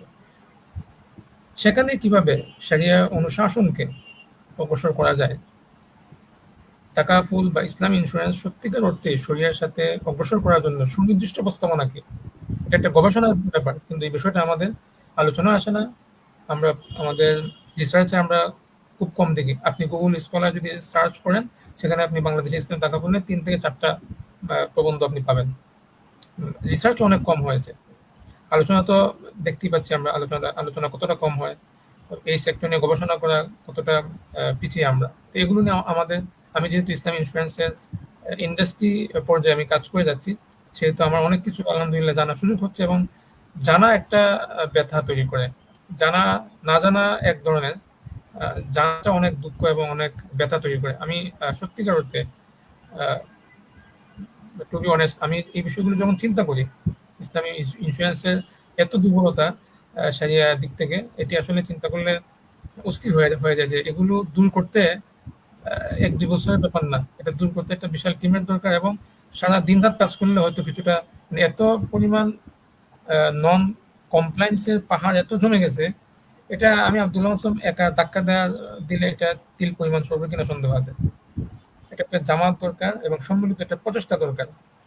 তো সেই জায়গা থেকে আমাদের সচেতনতা তৈরি হওয়া দরকার। আমরা আমাদের সাধ্য কম, আমাদের টিম অনেক ছোট, আমাদের সব দিক থেকে আমরা দুর্বল, ফাইন্যান্সিয়াল দিক থেকে দুর্বল। এরপর আমরা আমাদের সাধ্য অনুযায়ী আমরা চেষ্টা করছি যে বাংলাদেশকে অর্থনীতি, সারিয়া এবং একটি সৎ সৎ এবং নিষ্ঠা আহ, ভিত্তিক যে দেশ আমরা কল্পনা করি সেই জায়গায় নিয়ে যাওয়ার জন্য আমরা আমাদের সাধ্য অনুযায়ী চেষ্টা করে যাচ্ছি। আপনাদের প্রতি আমাদের উদাত্ত আহ্বান, আপনারা আপনাদের জায়গা থেকে আইবে কনসালটেন্সির পাশে থাকবেন, সহযোগিতার মাধ্যমে দোয়ার মাধ্যমে থাকবেন, যেন আমরা বাংলাদেশকে এগিয়ে নিয়ে যাওয়ার জন্য আমরা এক হয়ে কাজ করতে পারি, দলমত নির্বিশেষে। আমি আজকের মূল পয়েন্টে চলে যাই যে মানি লন্ডারিং বা অর্থ পাচার। অর্থ পাচার বলতে আমরা আসলে কি বুঝি? এই শব্দটি খুব যেহেতু একটা লাইভ প্রোগ্রামে বিভিন্ন ধরনের মানুষ শুনেন, একটু সহজ করে বলি যে অর্থ পাচার বলতে সাধারণত আমাদের চিন্তায় হয়তো বা প্রথমে এরকম চলে আসে যে অর্থ এরকম কেউ বেশ অনেকগুলো কাগজি নোটকে একটা বস্তায় বন্দি করে বা বাক্সবন্দি করে দেশ বা যখন সে বিদেশে যাবে তখন সে সাথে করে নিয়ে গেল, তাহলে অর্থ পাচার হলো। আসলে অর্থ পাচার এভাবে হয় না। অর্থ পাচার মানে শব্দ থেকে যদি প্রথমে আমরা যারা যারা যারা আমাদের ছাত্ররা আছে হয়তো প্রথমে আগে না শুনে থাকলে এই শব্দ থেকে হয়তো এই ধরনের একটা ভুল ধারণা তৈরি হয়। অর্থ পাচার আসলে এইভাবে আসলে হয় না খুব একটা, মানে কেউ টাকা ক্যারি করে নিয়ে যাবে এক দেশ থেকে এক দেশে, এইভাবে হয় না।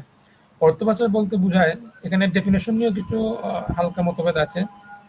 আপনার মার্কিন যুক্তরাষ্ট্র ভিত্তিক সংস্থা গ্লোবাল ফাইন্যান্সিয়াল ইন্টিগ্রিটি জিএফআই তারা যে মানি লন্ডারিং এর যে পরিচয় দিয়েছে, সেখানে তারা বলেছে যে আসলে মানি লন্ডারিং এটা হলো অবৈধভাবে যে অর্থ উপার্জন হয় সেটাকে সেটাকে বৈধ উপায়ে ব্যবহারের জন্য, বৈধ উপায়ে ব্যবহারের জন্য।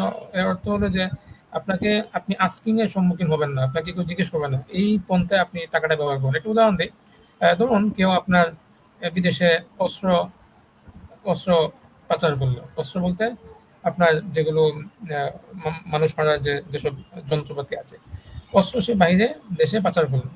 এখন সে তার যে টাকাটা সে পাবে, টাকাটা সে কিভাবে আপনার ব্যবহার করবে? কারণ এই টাকা তো দেশীয় আইন অনুযায়ী ইললিগেল একটা ইনকাম।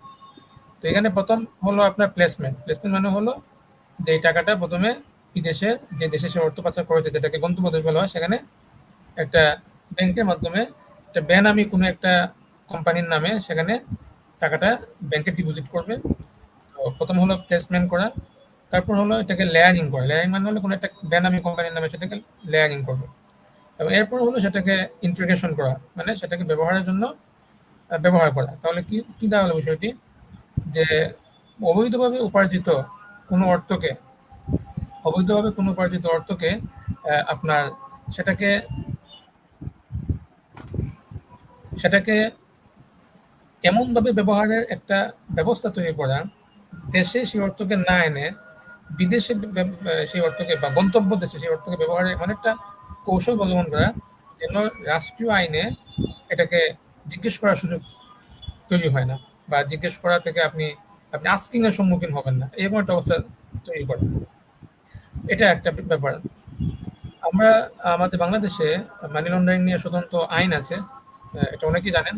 মানে বাংলাদেশে আপনার মানি লন্ডারিং স্বতন্ত্র আইন আছে। সেখানে আমরা যদি দেখি যে মানি লন্ডারিং প্রতিরোধ আইন 2012, এই আইনে মানি লন্ডারিং এর যে বা অর্থ পাচারের যে সংজ্ঞা, সেখানে বেশ ব্যাপকভাবে সংজ্ঞা তারা দিয়েছেন, এবং সেখানে অবৈধভাবে ইনকাম করতে হবে সেটা নট নেসেসারি। তারা যেটা বলেছেন যে আসলে অর্থ পাচার হলো আপনি আপনি আপনার বিদেশে দেশের যে অর্থটা, আমরা অর্থ করতে বোঝাচ্ছি এখানে বৈদেশিক মুদ্রা।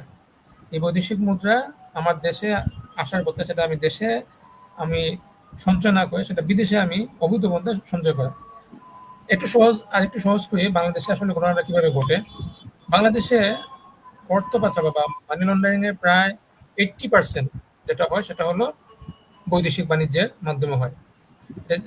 এটাকে আপনার ট্রেড মনোপুলেশন বলা হয় বা বাণিজ্য কারসাজি। মূলত বাংলাদেশে বাণিজ্য কারসাজির মাধ্যমেই সবচেয়ে বেশি অর্থ পাচার ঘটে। এই জায়গাটা যদি আমরা একটু বুঝে নিই তাহলে অর্থ পাচারের মূল কনসেপ্টটা আমাদের কাছে একেবারে স্পষ্ট হয়ে যাবে। এখানে মূলত দুটো টার্ম ইউজ করা হয়, একটা হলো ওভার ইনভয়েসিং, একটা হলো আন্ডার ইনভয়েসিং। আচ্ছা, এটা একটু সহজ করি। ওভার ইনভয়েসিং মানে হলো আমদানিকারক এই কাজটা করে, আন্ডার ইনভয়েসিং মানে হলো রপ্তানিকারক এই কাজটা করে। আমরা একটু সহজ করি। ওভার ইনভয়েসিং বলতে বোঝায়, ধরুন আপনি $100 মূল্যে একটা পণ্য আমদানি করেছেন। $100 জায়গায় আপনি আপনি যদি $200 ইনভয়েস করেন, তাহলে কি দাঁড়ালো? $100 রপ্তানিকারকের দেশে চলে যাবে। অর্থাৎ আপনি অতিরিক্ত $100 আপনি পে করলেন। সেটা রপ্তানিকারক হতে পারে আপনার আত্মীয় কোনো বন্ধু, এবং সেটা ওই দেশে $100 থেকে যাবে। এটাকে বলা হয় ওভার ইনভয়েসিং। আচ্ছা, আর আন্ডার ইনভয়েসিং মানে হলো রপ্তানিকারক, আমদানিকারক না, রপ্তানিকারক সে $100 জায়গায় $50 ইনভয়েস করবে বাংলাদেশে কোনো রপ্তানিকারক। তাহলে বাকি $50 গেল কোথায়? বাকি $50 থেকে গেল গন্তব্য দেশে। তাহলে এইভাবে খেয়াল করুন, ওভার ইনভয়েসিং এবং আন্ডার ইনভয়েসিং, এটাকে মনে রাখা অনেক সময় যারা আমাদের ছাত্র তারা তো মনে রাখতে অসুবিধা হতে পারে। রপ্তানি সবসময় ঊর্ধ্বমুখী হয়, এটা বিপরীত দিক থেকে আপনি মনে রাখতে পারেন। রপ্তানি হল ঊর্ধ্বমুখী, তো আপনার অন্যায় কাজ করতে হলে নিচে নেমে করতে হয়, এই জন্য এটা আন্ডার ইনভয়েস। এভাবে সহজে ব্রেইনে একটা মানে একটা ধারণা দিয়ে রাখতে হবে, তাহলে পেস লাগবে না। তাহলে রপ্তানিকারক হলো আন্ডার ইনভয়েসিং করে, আর যে আপনার আমদানিকারক সে হলো ওভার ইনভয়েসিং করে। এই দুটোর মাধ্যমে মূলত ফেক আপনার আমদানি রপ্তানির বিলগুলো তৈরি করে অতগুলো পাচার হয়ে যায়। ইভেন এমন কিছু আছে যে আপনার মূল যে আপনার রপ্তানি যেটা মূল রপ্তানির পণ্যটাই হলো আপনার ফেক। আশা কথা ছিল আপনার মেশিন, এসে গেছে আপনার বালুর বস্তা। এরকম ঘটনা কিন্তু মিডিয়াতে এসেছে, এবং এগুলো কাস্টমারের সাথে নানা ধরনের লিয়াজু করে এই কাজগুলো ঘটে যায়। এইটা বাংলাদেশে 80% প্লাস এই অর্থ পাচারের ঘটনাগুলো এইভাবে ঘটে। হুন্ডিতে কয় টাকা আপনার অর্থ পাচার হয়? হুন্ডিতে হলো খুব আপনার একটা ইন্ডিভিজুয়াল প্রসেস, টাকা অঙ্ক খুব বেশি এখানে আদান প্রদান হয় না। সবচেয়ে বেশি হয় এই আমদানি রপ্তানি আন্ডার ইনভয়েসিং, ওভার ইনভয়েসিং এর মাধ্যমে। এখন এই যে এইভাবে যে অর্থগুলো পাচার হয়ে যায়, এতে কি সমস্যা? সবচেয়ে বড় সমস্যা হলো, দেখুন আপনি যদি বাংলাদেশকে একটা মানুষের সাথে কল্পনা করেন, ধরুন বাংলাদেশ একটা বডি, একটা হিউম্যান বডির নাম বাংলাদেশ। তাহলে এই মানুষটা তার খাওয়া লাগে, পড়া লাগে, এজন্য সে বাজারে যেতে হয়। তার বাজারটা কি? আন্তর্জাতিক বাজার।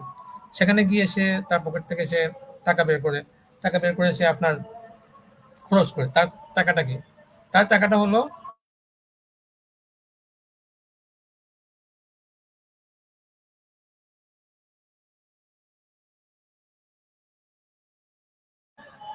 তো এই টাকাটা কি হবে? টাকাটা হলো একটা বৈদেশিক কারেন্সি লাগবে, যে টাকাটা সবাই কাছে মুদ্রা হিসাবে গ্রহণযোগ্য। সেটা হলো ফরেন কারেন্সি, এফএক্স যেটাকে বলে। তো সেই ফরেন যে কারেন্সি, সেইটা হলো আমার দেশের পকেট মানি, রিজার্ভ মানি। এইটা যদি কমে যায় তাহলে কিন্তু আমার দেশ তার এই আমদানি ব্যয় নির্বাহের জন্য তার হিমশিম খেতে হবে। যখন সে আপনার গ্যাস কিনতে হবে, তার তেল কিনতে হবে, তার এই জাতীয় বিভিন্ন আমাদের বিদ্যুতের জন্য তার গ্যাস কিনতে হয়, কয়লা কিনতে হয়, এই নানা জায়গায় তখন তার পকেটের টাকাটা কমে যাবে। এই জন্য ফরেন রিজার্ভ এটা যদি কমে যায় তাহলে এটা অত্যন্ত ভয়ঙ্কর একটা ব্যাপার। আপনি শ্রীলঙ্কার উদাহরণ খুব সম্প্রতি সময় আমরা জানি। তো এই জন্য এই জায়গাটাকে আপনার সেফ রাখতে হয়। তো এটা আমাদের পুরো জাতির একটা ইস্যু, যে ফরেন কারেন্সিকে আইনের বাহিরে ব্যবহার করতে না দেয়া, আইন অনুযায়ী যতটুকু ব্যবহার করা যায় এর বাহিরে ব্যবহার করতে না দেয়া। এজন্য দেখবেন কমার্শিয়াল ব্যাংকগুলো আপনার ফরেন কারেন্সি লিমিট আছে হোল্ড করার, এর বেশি হোল্ড করতে পারবে না, কারণ এটা একটা জাতীয় একটা সম্পদ। এটা দিয়ে আমার দেশের নানা জাতীয় প্রয়োজনগুলো পূরণ করতে হয়। এই মানি লন্ডারিং বা আপনার অর্থ পাচার আমাদের এই কোর ফাইন্যান্সিয়াল যে পয়েন্ট, সেখানে এটা আঘাত হিট করে। এজন্য এটা আপনার সব দেশে এটাকে নিষেধ করে রাখা হয়, বন্ধ করে রাখা হয়। আমাদের ফরেন কারেন্সি আপনার অধিকাংশ যে প্রয়োগটা হয় সেটা হলো ডলারের মাধ্যমে হয়। এখন ডলার, এটা আরেকটা আলোচনা, যে ডলার কিভাবে আপনার ফরেন কারেন্সির প্রত্যেকটা দেশে ফরেন কারেন্সির আপনার মিডিয়াম হয়ে গেল, সেটা একটা বিশাল ষড়যন্ত্রের অংশ, সেটি অপ্রত্যাশিত এবং সেই ষড়যন্ত্রটি অসমর্থিত। সেইটা না হয়ে যদি ঘটনা এমন হতো যে আপনার gold based foreign reserve system থাকতো, তাহলে কিন্তু আপনার আমাদের অর্থ পাচারের বিষয়টাও এত আহামরি পর্যায়ে সেটা চলে যেত না।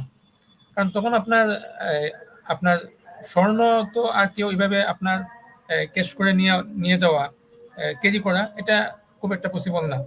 তো সেখানে কিন্তু অর্থ পাচারের এই এই যে মুসিবত এবং এই যে আপনার ভয়াবহতা, বা এটা কেউ চাইলে মানে ইচ্ছা করলে মনোপুলেট করতে পারা, বাণিজ্য কারসাজি করতে পারা, এই চান্সটাই আসলে কমে যেত যদি আমাদের ফরেন কারেন্সিটা ডলার বাদ দিয়ে এটা গোল্ড বেসড হতো, ফরেন রিজার্ভটা। তো সেটা আমরা অর্থনীতি অনেক সুফল থেকে বঞ্চিত শুধু আমাদের ফরেন রিজার্ভকে গোল্ড বেসড না করার কারণে।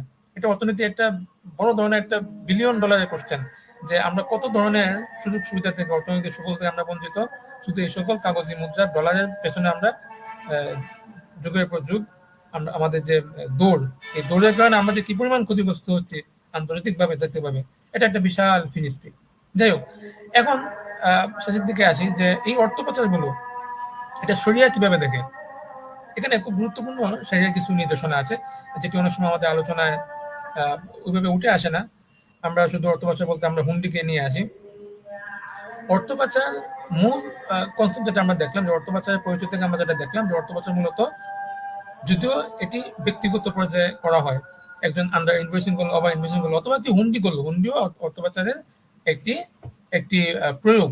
হুন্ডি মানে হলো কেউ আপনার বিদেশ থেকে, এই যে রেমিটেন্সের কথা বলা হচ্ছে, আমরা এই স্বাধীন হওয়ার আগে, হ্যাঁ, আমরা রেমিটেন্স সরকারের বৈধ পন্থায় রেমিটেন্স আসুক সেটাকে আমরা নিরুৎসাহিত করেছি, এবং সেটা একটা ভ্যালিড একটা পয়েন্ট ছিল। হ্যাঁ, এখন কিন্তু আমরা বলি যে না, আপনারা রেমিটেন্স সরকারের বৈধ যে চ্যানেলগুলো আছে সেখানে সেইভাবেই আপনারা পাঠান, হুন্ডিতে পাঠাবেন না। আলহামদুলিল্লাহ, আমাদের রেমিটেন্স যোদ্ধারাও সেভাবেই পাঠাচ্ছেন এবং আমাদের ফরেন রিজার্ভ সেভাবে আপনার ইনক্রিজ হচ্ছে। তো হুন্ডি, রেমিটেন্স রেমিটেন্সের ক্ষেত্রে হুন্ডি একটা গুরুত্বপূর্ণ ভূমিকা। রেমিটেন্স যদি আপনি হাতে হাতে বা বিকাশের মাধ্যমে পাঠিয়ে দেন, তাহলে সেটা হুন্ডি হয়ে যাচ্ছে, ব্যাংকের মূল চ্যানেলে ঢুকছে না। মূল চ্যানেলে যদি না ঢুকে, তাহলে সেটা আমার ফরেন রিজার্ভকে রিচ করবে না। এটা একটা ক্ষতিকর একটা বিষয় এবং আমাদের দেশের জন্য একটি ভালো বিষয় নয়।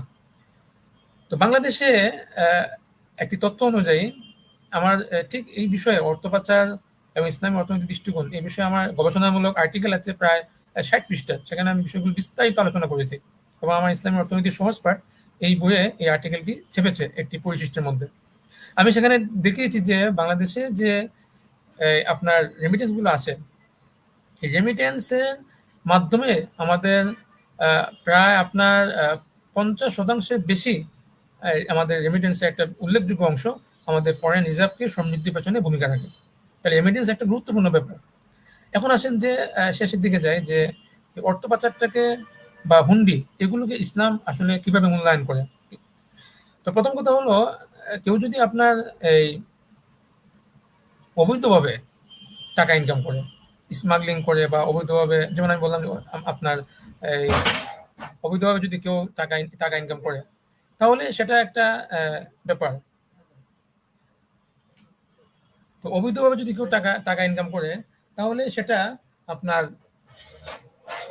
তখন যদি কেউ আপনার অর্থ যদি সে পাচার করে, তাহলে তো সেটা একেবারে বিলকুল নাজায়েজ, কারণ আপনি অবৈধভাবে টাকা ইনকাম করছেন। আরেকটা হলো বৈধভাবে আপনি টাকা ইনকাম করছেন, যেমন আপনার আমাদের যারা রেমিটেন্স ভাইয়ারা যোদ্ধারা আছেন, তারা আপনার যখন টাকা প্রেরণ করেন, তাদের অধিকাংশ কাজ কারবার আমরা ধরে নিচ্ছি বৈধ, কিন্তু তিনি হুন্ডিতে টাকাটা পাঠাচ্ছেন। তাহলে সেটি আরেকটা সিনারি। আচ্ছা, আরেকটা সিনারি হলো যে আপনি আন্ডার ইনভয়েসিং বা ওভার ইনভয়েসিং করছেন, আপনার হয়তো ব্যবসা হালাল, কিন্তু আপনি মিথ্যা কথা বলছেন, সেটা আরেকটা আলাদা গুনাহ। আচ্ছা, এখানে প্রত্যেকটা জিনিস কিন্তু সেপারেটলি আপনাকে ইসলামী ফিকহের দৃষ্টিকোণ থেকে বিশ্লেষণ করতে হবে। এখন আপনি ওভার ইনভয়েসিং বা আন্ডার ইনভয়েসিং করছেন, আপনার ব্যবসা হারাম, তাহলে মূল থেকে তো আপনি হারাম ইনকামে আছেন, সেটা আলোচনার বাইরে। দ্বিতীয় হলো, আপনি ওভার ইনভয়েসিং আন্ডার ইনভয়েসিং করছেন, আপনার ব্যবসা হালাল, কিন্তু এই অংশটা আপনার মিথ্যা স্টেটমেন্ট, এটা একটা স্বতন্ত্র গুনাহ, কিন্তু এই গুনার কারণে আপনার এই টাকা বা আপনার আয় হারাম হয়ে যাবে, সেটি বলার সুযোগ নেই। দ্বিতীয় আরেকটি ব্যাপার হলো, আপনি যখন হুন্ডিতে টাকা আদান প্রদান করছেন, সেটাও কিন্তু শুধু একটা প্রসেসের ব্যাপার। এখানে শুধু এই কারণে আপনার আয় বা টাকা হারাম হয়ে যাচ্ছে না। বাকি থাকলে এখন তাহলে কি আমরা হুন্ডি বা এই অর্থ পাচার এগুলিকে আমরা উৎসাহিত করছি? না, মোটেও না। হুন্ডি বা অর্থ পাচার সর্ব অবস্থায় যে কোনো পদ্ধতিতে হোক, যে কোনো উদ্দেশ্য হোক, সেটা ইসলামে স্বীকৃত নয়। আমি এ ব্যাপারে একটা হাদিস এ প্রসঙ্গে উল্লেখ করতে চাই। সুনানে আবু দাউদের মধ্যে এই হাদিসটি উল্লেখ হয়েছে, 3449 নং হাদিস। নাহা রাসূলুল্লাহ সাল্লাল্লাহু আলাইহি ওয়াসাল্লাম আন তুকসারা সিক্কাতাল মুসলিমিন ইল্লা মিন বাসিন।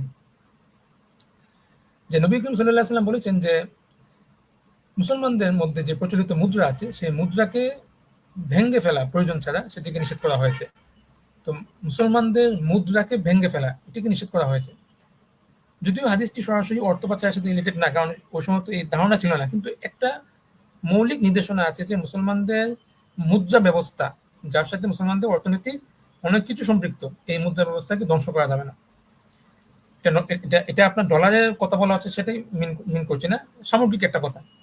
এর সাথে আমরা এখান থেকে আমরা একটা আলু পাই। সেই আলুটা কি? আলুটা হলো যে এখন আমাদের যে সিচুয়েশন, এই সিচুয়েশনে আমাদের ফরেন রিজার্ভের যে ব্যবস্থাটা আছে সেটি যদিও ডলার বেস, কিন্তু এটা একটা এমন পর্যায়ে চলে গিয়েছে যে আমাদের অর্থনীতির ভিত দাঁড়িয়ে আছে। অতএব এটিকে ধ্বংস করা যাবে না, কারণ এর সাথে মাসলাহাতে আম্মা, আপনার কালেকটিভ ইন্টারেস্ট জড়িত। তো একটি উসুলে ফিকহের মধ্যে একটি গুরুত্বপূর্ণ কায়দা আছে, আল মাসলাহাতুল আম্মা মুকদ্দামু আলা মাসলাহাতিল খাসসা। Public interest is priorities over the private interest. যেটি আপনার সামগ্রিক স্বার্থ, সেটি ব্যক্তি স্বার্থের উপর প্রাধান্য পায়। অতএব আমিও তো ব্যক্তি স্বার্থের জন্য আমি হুন্ডিতে বা অন্য কোনো পন্থায় অর্থ পাচার করছি, কিন্তু এতে আপনার পাবলিক ইন্টারেস্ট মাসলাহাতে আম্মা ক্ষতিগ্রস্ত হচ্ছে। এজন্য এটি আপনার ইসলামের সমর্থিত নয়। এবং এ ব্যাপারে মুফতি তাকি উসমান হাফিজুল্লাহ সহ একাধিক ওলামায়ে কেরামের ফতোয়া আছে যে হুন্ডি এগুলোতে টাকা পাঠানো, অর্থ পাচার করা, যদিও আপনার আয় ইনকাম সবকিছু হালাল থাকে, এরপরও এগুলো ইসলামে সমর্থিত নয়। আর অনেকগুলো ফিকহি কারণ আছে, সেগুলো বিস্তারিত আজকে বলছি না, শুধু এতটুকু বলছি যে এখন আমাদের যারা রেমিটেন্স যোদ্ধা আছেন তারা অবশ্যই অবশ্যই বৈধ চ্যানেলে টাকা পাঠাবেন, হুন্ডিতে নয়। এবং আমাদের দেশে যারা রপ্তানিকারক আছেন, আমদানিকারক আছেন, তারা দয়া করে এভাবে টাকা বা অর্থ বৈদেশিক মুদ্রা বাহিরে দেশে আসতে না দেয়া। দেখুন, অর্থ পাচার বলতে আমি টাকা মানে আমার এখান থেকে টাকা ওখানে আমি দিচ্ছি, বিষয়টা এরকম না। কিন্তু অর্থ পাচারের বৃহৎ মিনিংটাই হলো টাকাটাকে আসতে না দেয়া। এটাই অর্থ পাচার, মানে বৈদেশিক মুদ্রাকে দেশে আসতে না দেয়া। এটাই কিন্তু আন্ডার ইনভয়েসিং বা ইনভয়েসিং মাধ্যমে হয়। তো এই জায়গাটা আপনার আমাদের যারা বৈদেশিক বাণিজ্য সাথে জড়িত আছেন, দয়া করে তারা এই কাজটি করবেন না।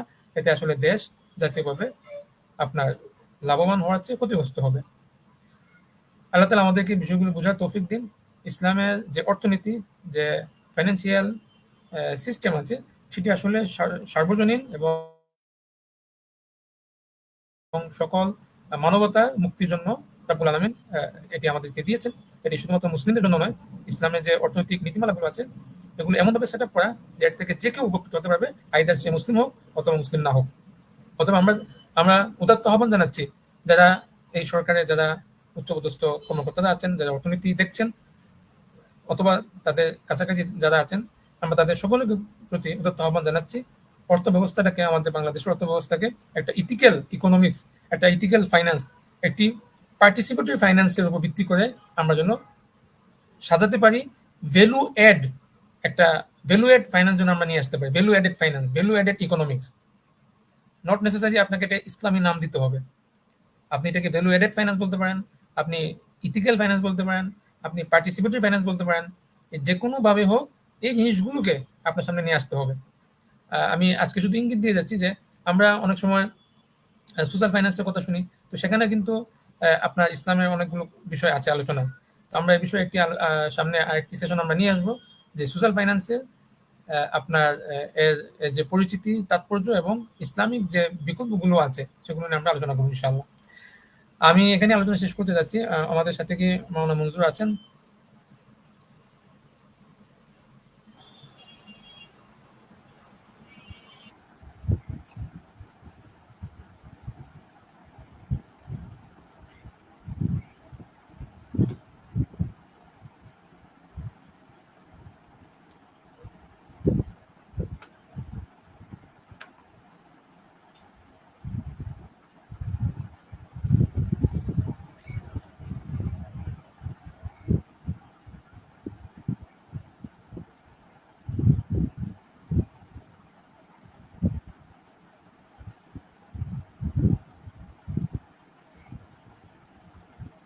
উস্তাদে মোহতারামের আলোচনা কি শেষ হয়ে গিয়েছে? আমি নেট সমস্যার কারণে ছিলাম না। হ্যাঁ, বিশেষ করেছি জি। জি, জি, শুকরিয়া, জাযাকুমুল্লাহ। নেটওয়ার্ক প্রবলেমের কারণে আমি ডিসকানেক্ট হয়ে গিয়েছিলাম। আমাদের আজকের আলোচনার শুরুতে ডক্টর নুরুল কবির সাহেব চমৎকারভাবে যেই বিষয়গুলো নিয়ে আলোচনা তুলে ধরেছেন, বাংলাদেশের পার্সপেক্টিভে, বাংলাদেশের প্রেক্ষাপটে খুবই গুরুত্বপূর্ণ ছিল। মুদ্রানীতি, মুদ্রাস্ফীতি, ফরেন রিজার্ভ, বাংলাদেশের বর্তমান অর্থনৈতিক বিবরণ এবং মূল্যায়ন এবং ব্যাংকিং খাত, অর্থ ব্যাংকিং খাতে যেভাবে লুটতরাজ হয়েছে, কী কী সমস্যা তৈরি হয়েছে ইত্যাদি সার্বিক বিষয় আলোচনা তুলে ধরেছেন। এবং আজকের আলোচনার এন্ডিংয়ে এসে আমাদের আইফা কনসালটেন্সি সম্মানিত ফাউন্ডিং ডিরেক্টর মুফতি আবদুল্লাহ মাসুম সাহেব খুবই চমৎকারভাবে ব্যাংকিং খাতে সরিয়া সুশাসন প্রতিষ্ঠা, অর্থ পাচারের যে সমস্যা এবং সেটা থেকে উত্তরণের পথ, করণীয় এবং বর্জনীয় ইত্যাদি সার্বিক বিষয়ে খুবই চমৎকারভাবে বিশ্লেষণ তুলে ধরেছেন। সম্মানিত দর্শকবৃন্দ, আমরা আশা করি আমাদের এই মেসেজ আপনারা ঊর্ধ্বতন পর্যায়ে পৌঁছানোর জন্য আপনারা চেষ্টা করবেন। আমরা চাই নতুন বাংলাদেশে, স্বাধীন বাংলাদেশে যেই অর্থ ব্যবস্থা বাস্তবায়ন হবে সেটি ইসলামী অর্থনীতির আলোকে হোক, সেটি সবার জন্য উপকারী হোক, সে প্রত্যাশা আমাদের সবার কাছে। আইফা কনসালটেন্সির বিভিন্ন আয়োজন আছে। আপনারা যারা ইসলামী অর্থনীতি বিষয়ে নিজের জ্ঞানকে সমৃদ্ধ করতে চান, তাদের জন্য আইফা কনসালটেন্সির কোর্স রয়েছে, বিভিন্ন ওয়ার্কশপ, ওয়েবিনার রয়েছে, সেগুলোতে অংশগ্রহণের উদারতা আহ্বান আমরা জানাচ্ছি। এবং আজকের আলোচনায় সময় দেওয়ার জন্য আমি আবারও সবিনয় কৃতজ্ঞতা জ্ঞাপন করছি ডক্টর নুরুল কবির সাহেবকে, যিনি অত্যন্ত ব্যস্ত মানুষ এবং চমৎকারভাবে স্লাইড প্রেজেন্টেশনের মাধ্যমে আজকের আলোচনাকে প্রাণবন্ত করেছেন। সম্মানিত দর্শকবৃন্দ, আপনাদেরও কৃতজ্ঞতা জানাচ্ছি, আপনারা লম্বা সময় আমাদের সাথে ছিলেন। আমরা ইনশাল্লাহ সামনের সময়টাতে সোশ্যাল বিজনেস নিয়ে, যেহেতু বর্তমান বাংলাদেশের প্রধান উপদেষ্টা হিসাবে বাংলাদেশের যিনি অর্থনীতি নিয়ে কাজ করেন, বিশ্ববরেণ্য ব্যক্তি ডক্টর ইউনূস, এজন্য আমরা সোশ্যাল বিজনেসের ইসলামিক কনসেপ্ট নিয়ে আমরা ইনশাল্লাহ কথা বলবো সামনের প্রোগ্রামগুলোতে, আপনারা দেখবেন। সেই আশা রেখে আজকের প্রোগ্রামের এন্ডিং এখানেই টানছি। সমাপনী বক্তব্য দেওয়ার জন্য আমি অনুরোধ করব ডক্টর নুরুল কবির সাহেবকে। জি, জাযাকুমুল্লাহ খায়র। আপনাকেও অনেক ধন্যবাদ এবং উস্তাদ আবদুল্লাহ মাসুম মুহতারাম, ওনাকেও অনেক ধন্যবাদ আজকের এই আলোচনার জন্য। আমরা শেষ করি এটা দিয়ে যে আমরা নতুন বাংলাদেশে ইনশাআল্লাহ সেটা ইসলামিক ফাইন্যান্সের যে কন্ট্রিবিউশন, যে ইসলামিক ইকোনমির যে কন্ট্রিবিউশন, অন্যান্য দেশগুলো যেভাবে এটা থেকে বেনিফিট পাইছে, আমাদের দেশেও আমরা যেন এই কনসেপ্টটাকে ইউটিলাইজ করতে পারি। এটাকে জাস্ট একটা কনসেপ্টটাকে চুরি করে অন্য জায়গায় যেন মিস ইউজ না করে আমরা যেন এটা প্রপার ইউজ করতে পারি এবং দেশের জন্য যেন এটাকে একটা কন্ট্রিবিউট করতে পারি, সেটার জন্য ইনশাআল্লাহ আমরা সবাই একসাথে কাজ করব। এবং আমাদের যারা অডিয়েন্স আজকে আছে তারাও ইনশাআল্লাহ যেন সবাই একসাথে নতুন বাংলাদেশের জন্য যেন একটা ইসলামিক ইকোনমি বা একটা পার্টিসিপেটরি ইকোনমি, এথিক্যাল ফাইন্যান্সের কথা যেটা আমরা বলছি, সবাই মিলে যেন সেখানে কন্ট্রিবিউট করতে পারি, সেজন্য সবার কাছে অনুরোধ থাকবে। ইনশাআল্লাহ আপনারা দোয়া করবেন। ইনশাআল্লাহ আমার মনে হয় আমরা একটা নতুন বাংলাদেশের নতুন এই জিনিসগুলো দেখতে পারবো। সবাইকে অনেক অনেক ধন্যবাদ। জি, শুক্রিয়া। আসসালামু আলাইকুম ওয়া রাহমাতুল্লাহি ওয়া বারাকাতুহু।